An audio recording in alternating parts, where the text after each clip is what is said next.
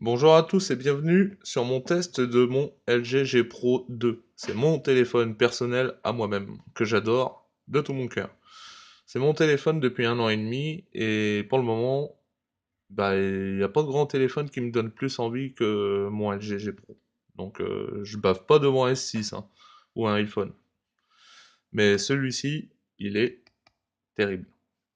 Donc fallait que je vous fasse une petite vidéo puisqu'il n'est pas vendu en Europe. On trouve pas beaucoup de vidéos dessus et pas beaucoup de caractéristiques. Donc je vais vous faire le tour. On a les capteurs, on a un écran de 5,9 pouces, une diagonale de 5,9 pouces, un téléphone qui est pas plus grand qu'un Galaxy Note 3, qui est en 5,7 pouces. Donc il a un ratio qui est plutôt pas mal à ce niveau-là.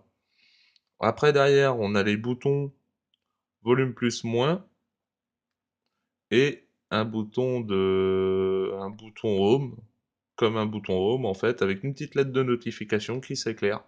Donc il y a plusieurs couleurs. Le haut-parleur, et sur le haut, un jack 3.5, un micro d'ambiance et un capteur infrarouge. Voilà, c'est tout pour le tour. Donc pas de bouton sur les côtés, ce qui fait que quand on le met dans un support pare-brise pour les voitures, bon, on n'a pas ce problème-là que ça clipse, que ça agisse sur les boutons du volume. Et derrière, on a vraiment cette facilité avec les boutons de derrière. Donc on peut mettre des raccourcis sur les boutons de derrière, on peut mettre le raccourci de LED, on peut changer les raccourcis derrière au niveau des boutons, en restant appuyé longtemps dessus quoi. Si je reste appuyé, genre, je sais pas si j'en avais programmé un. Non, parce que je dois avoir la capture d'image, voilà. J'ai la capture d'image derrière. On a le double tap pour verrouiller et déverrouiller l'écran. Ça marche super bien ça. Là-dessus, en caractéristique, on a un processeur Snapdragon 800, donc cadencé à 2 Go 3, et 3 Go de RAM. Et la version que j'ai, c'est un 16 Go de mémoire extensible par micro SD jusqu'à 64 Go. Donc voilà, ce qui est déjà pas mal pour un téléphone. Ce qui est déjà pas mal. Donc là-dessus, on va partir sur un petit Antutu. Donc son score Antutu, 38 957 points. Donc un bon score Antutu. Plutôt pas mal le score. Les infos. Un LG D838. Android 5.1. Donc à noter que il est en Android 5.1, mais si j'avais réussi à garder la version 4.4, sans hésitation je l'aurais fait, puisque la version 4.4 était beaucoup plus... Il y avait beaucoup plus d'options, notamment au niveau de l'appareil photo. Les prises de photos en basse lumière étaient superbes sur la version 4.4. Et là, sur la version 5.1, on a du grain qui s'affiche de partout. On a perdu pas mal d'options, la déformation des visages, etc. Bon, et maintenant, j'ai pas voulu le faire revenir. Donc voilà. Un Snapdragon 800, un Adreno 330, une résolution Full HD, un appareil photo 13 mégapixels, les IMEI, la RAM 2 Go 2867, le stockage, la fréquence du processeur. Il va pas vouloir faire la mise au point. Si, fais la mise au point. Allez. Voilà. Bon, enfin bref, il va réussir à la faire peut-être. Donc un écran de 5,9 pouces, 480 dpi, TFT IPS, une résolution pour l'appareil photo de 13 mégapixels. Il filme en 4K. Le Wi-Fi, le Bluetooth 4.0, le NFC, les capteurs de proximité, d'accélérateur, géomagnétique, gravité, gyroscope, fréquence cardiaque, il ne l'a pas, le capteur de lumière, l'accélération linéaire, le champ magnétique non étalonné, alors je ne sais pas, l'orientation, la proximité, L'humidité, je ne l'ai pas, il n'est pas pris en charge. Et les mouvements et le compteur de pas, détecteur de pas. Voilà pour ça. Voilà pour Antutu. Alors là-dessus, moi j'ai une housse, hein. J'ai une housse Quick Windows que je peux installer. Puisqu'elle est assez rare à trouver, pas facile à trouver la petite housse, mais elle est bien pratique quand même.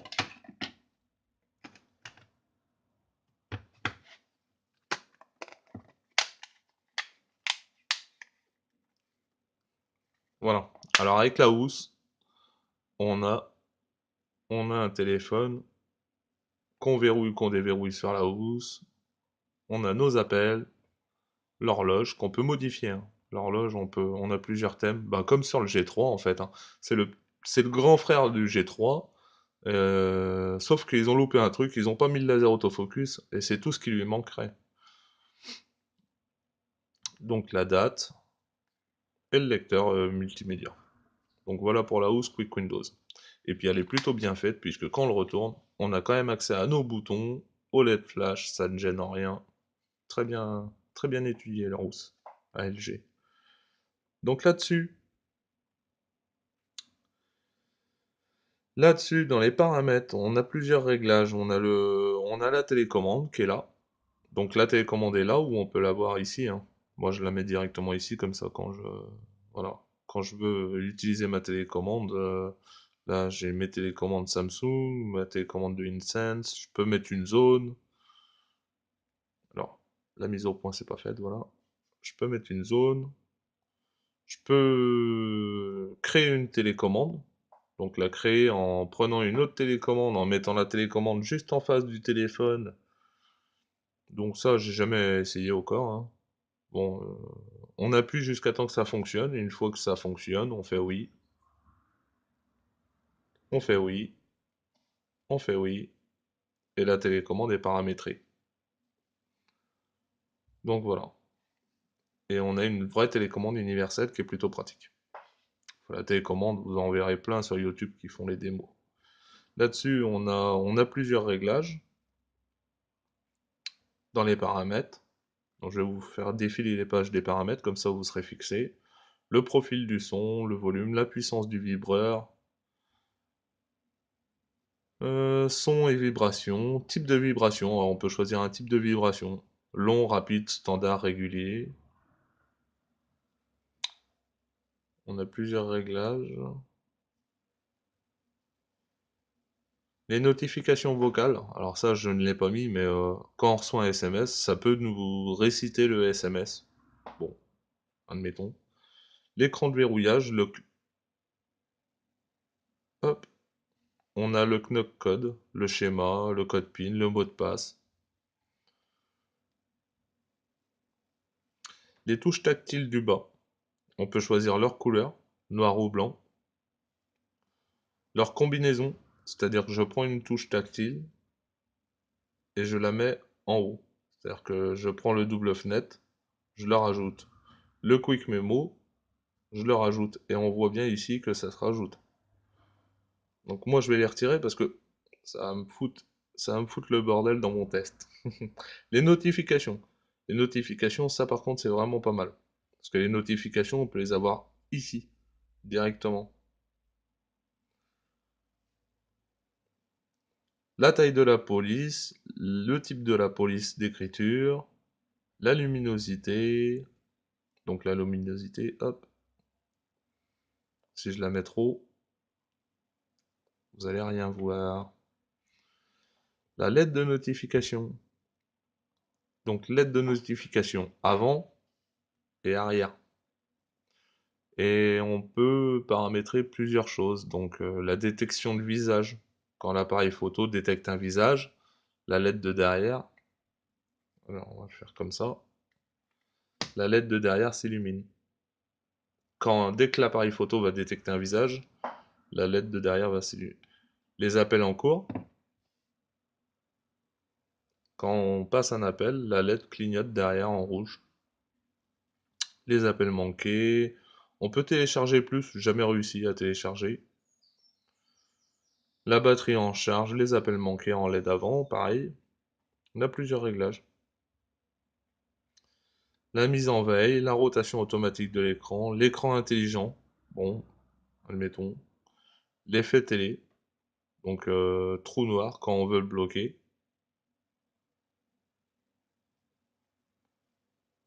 Ça c'est quand on veut bloquer le téléphone.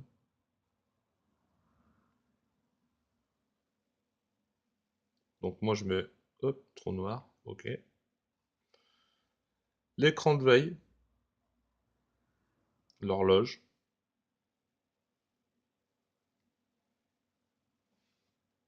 Et dans les paramètres généraux, la langue, la position, les comptes et synchronisation, le cloud, les systèmes, l'utilisation à une main. Alors, l'utilisation à une main, la numérotation du clavier, on peut modifier la taille du clavier. C'est-à-dire qu'on peut, soit on peut rapetissir le clavier ou le décaler d'une vue à droite ou à gauche. La vue mini, c'est ça. Alors la vue mini, c'est ça. Voilà. Et là, on peut passer en mode 4,3 pouces, il me semble, de mémoire. Donc voilà pour ça, on l'arrête comme ça, hein, simplement.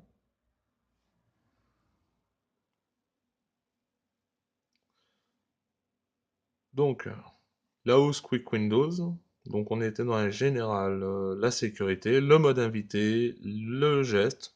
On peut retourner le téléphone, allumer, répondre à un appel, entendre la sonnerie, atténuer la sonnerie. Mode silencieux. Voilà, c'est ça qu'il faut que je désactive. Haha, je l'ai trouvé. Donc ça, calibrer le capteur de mouvement, la housse Quick Windows, le double fenêtre, le stockage, la batterie. Donc le stockage, 16 Go au total.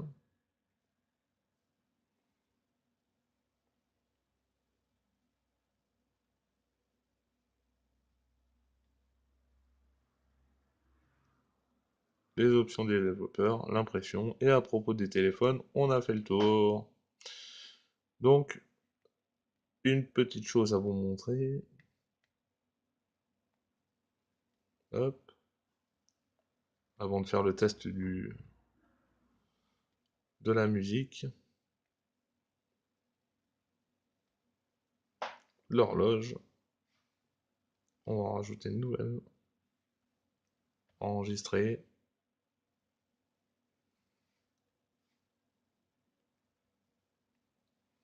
Voilà. Donc après, là-dessus, bon, moi j'ai téléchargé plein d'applications, hein, ça, dans mes fichiers. Test de l'appareil photo.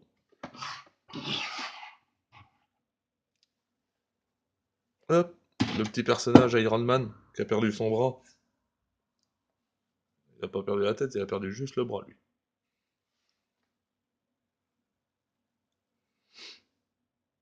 Donc dans les réglages de l'appareil photo, on a les modes. On a le mode normal, on a le mode Magic Focus, ce qui permet de faire une mise au point, le HDR.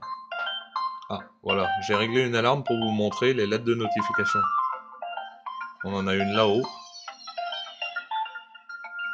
Il veut pas la montrer. Et on en a une derrière. Donc avec plusieurs couleurs. Donc on revient à la photo. La photo. Magic Focus. Ton dynamique, c'est le HDR. Le panorama VR, c'est un panorama à 360. Le mode rafale, le portrait lissé, le double appareil. C'est-à-dire on peut se filmer en même temps que... On peut prendre une photo de nous en même temps qu'on prend une photo d'en face. La prise en rafale. Donc on peut supprimer un objet derrière, l'auto-intelligence, et puis le sport. Donc voilà. On va tester le petit mode Magic Focus, c'est un mode que j'aime bien, moi. Puisqu'on on prend une photo. Voilà. Il a pris plusieurs photos.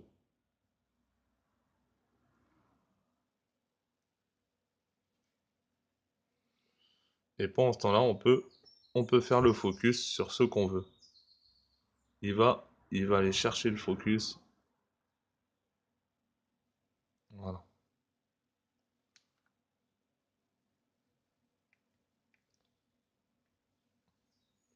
Donc voilà pour la mise au point modifiée. On retourne dans l'appareil photo. Alors après, qu'est-ce qu'on a là-dedans?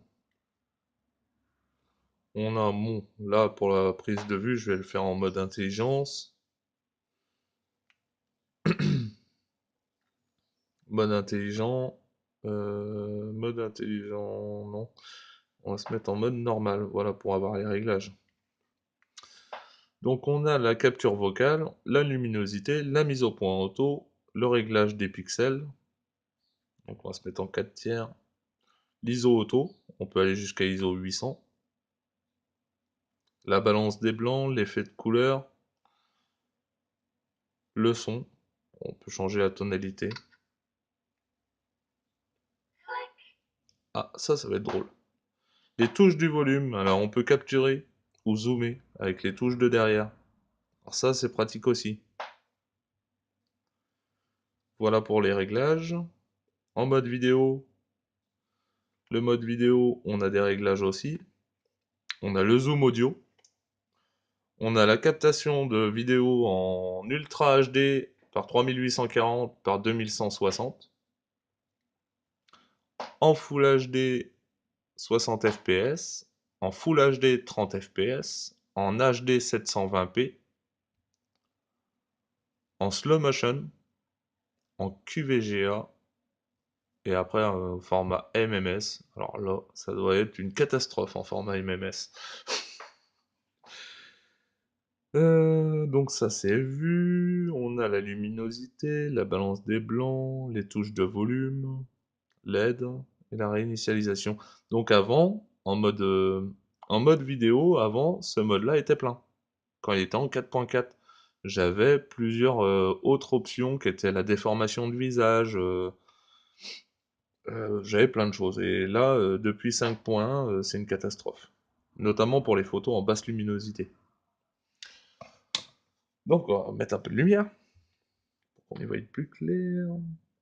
On va faire notre test de photo. Clac. Donc, Iron Man.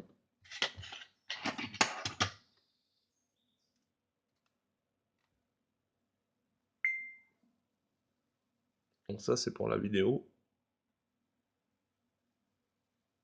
Petite vidéo du bureau. On va pas s'embêter. Mettre à Spider-Man à café. Et on va vous faire une photo.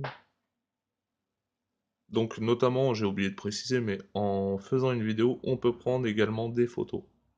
Donc ça, beaucoup d'appareils en sont capables maintenant. Et en mode photo,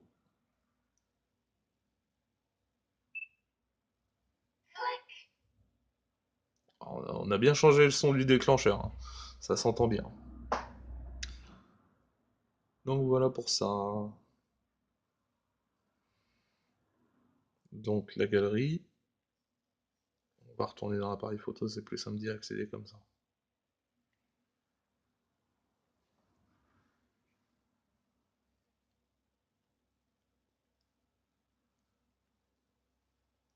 Bon, je tiens à signaler que la figurine est peinte à la main. Mais on a un appareil photo qui se défend bien. Mais plus vraiment en basse luminosité. En extérieur, il est magnifique, mais en basse luminosité, c'est pas terrible. Depuis la mise à jour, c'est pas terrible. C'est vraiment une catastrophe même. Donc je le répète, ne faites pas la mise à jour, 5 points, si vous l'avez en 4.4. Donc après là-dessus, on a le Ben mode pour, euh, pour accéder au menu ingénieur. Alors je vais regarder sur mon PC parce que j'ai le code directement sur mon PC. Je m'en rappelle jamais. Je ne suis pas une calculatrice, je n'ai pas de mémoire. 3845, alors faut faire le 3845 dièse étoile 802 dièse. J'ai dû louper un coche. 38 45 dièse étoile. Ah non, bah non. Logique. Fallait que je la fasse. On change le 802 parce que ça c'est un code qui fonctionne sur le G2. Mais nous on change par 838, c'est notre modèle. Dièse. Et là on a accès au menu ingénieur. Le menu ingénieur, dedans on a le LTE et le WCDMA. Donc le modem Sterling, LTE band. Et on sélectionne nos fréquences.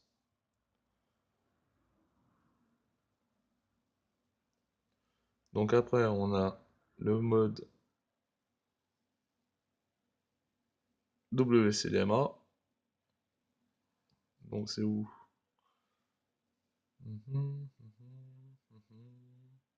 Non, modem. Ah, voilà. HSPA, catégorie. Donc là, vous avez les catégories.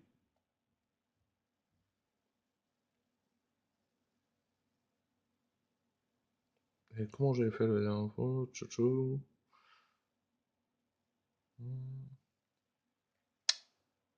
Network mode. Voilà. Et les fréquences 3G. Donc là, moi c'est en automatique, hein, normal. Voilà. Bon après, on a pas mal de réglages dans ce menu caché.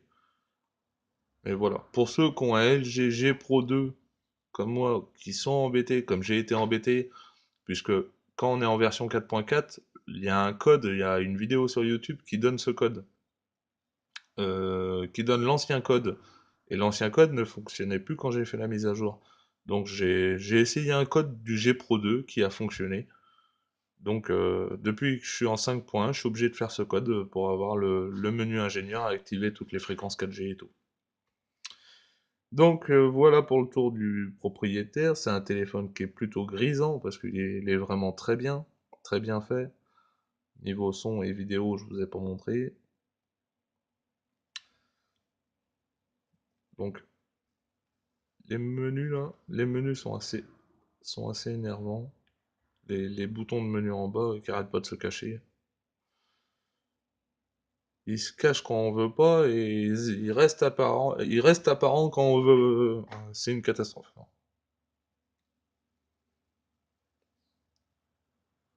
C'est dans mes téléchargements.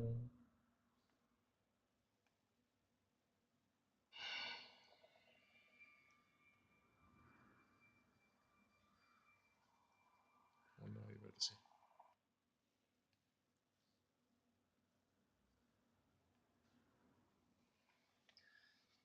Tout d'abord, c'est une superbe présentation. Extraordinaire. Je connais le général. On devrait lui montrer. Bon, je filme avec le Ficom.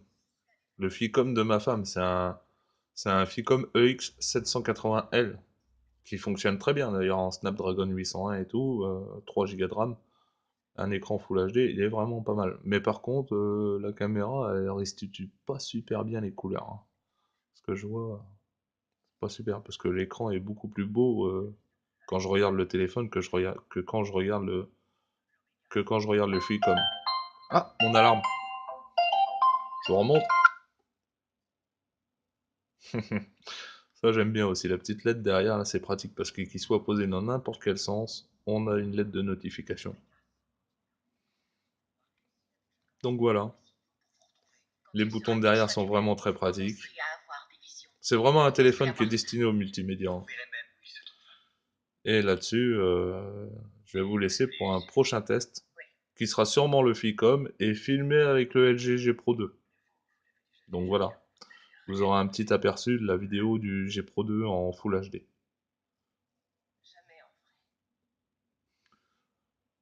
Voilà pour la vidéo, c'est fait. Sur ce, je vous laisse. Si vous avez envie d'acheter ce téléphone, il est à vendre en ce moment. On peut le trouver. Moi, le moins cher que je l'ai trouvé, c'était 140 euros. Ce qui reste plutôt correct. À ce prix-là, on n'a pas une bête de course. Et pour 140 euros, on se fait pas voler, quoi. Le téléphone, il est tout juste superbe.